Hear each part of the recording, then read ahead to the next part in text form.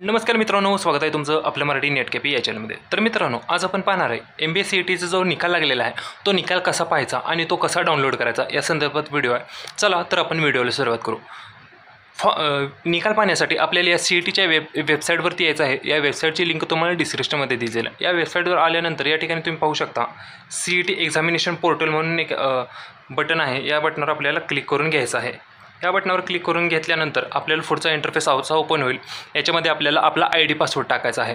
ID password कोणता टाकायचा आहे? जो आपण फॉर्म भरताना तयार केला होता किंवा हॉल तिकीट काढताना जो ID पासवर्ड होता तो ID पासवर्ड आपल्याला या ठिकाणी टाकून घ्यायचा आहे। वरती ID टाका, खाली पासवर्ड टाकून परत तिथं साइन इन बटनावर क्लिक करून घ्यायचं आहे। या ठिकाणी ID पासवर्ड टाकून घेतलेला आहे। त्याच्यानंतर साइन इन या बटनावर आपल्याला क्लिक करून घ्यायचं आहे। त्याच्यानंतर असा इंटरफेस ओपन होईल। आपल्या या ठिकाणी डॅशबोर्ड ओपन होईल। त्याने या ठिकाणी आपल्याला खाली स्क्रोल करून घ्यायचं आहे। तर या ठिकाणी तुम्ही पाहू शकता या ठिकाणी स्कोर कार्ड नावाचा जो ऑप्शन आहे या ऑप्शनवर आपल्याला क्लिक करून घ्यायचं आहे।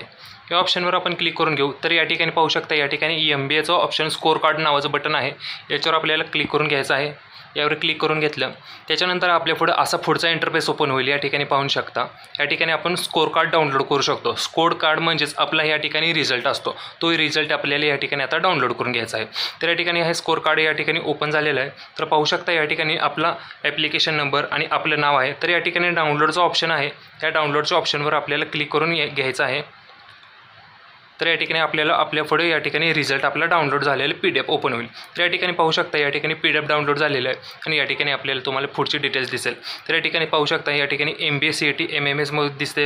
यामध्ये पर्सेंटाईल किती पडलेले आहेत ते दिसेल। या ठिकाणी रिझल्ट कधी लागला, रिझल्टची डेट दिसते आहे। या ठिकाणी आपला फोटो वगैरे सिग्नेचर दिसत आहे। या पद्धतीने हा रिझल्ट वगैरे सगळं डाउनलोड करून ठेवायचा आहे।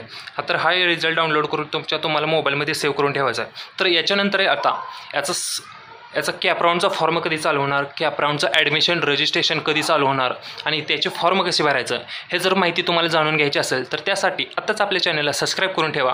कारण वेळोवेळी त्याची माहिती आपल्या चॅनलवर पहिल्यांदा येत राहते।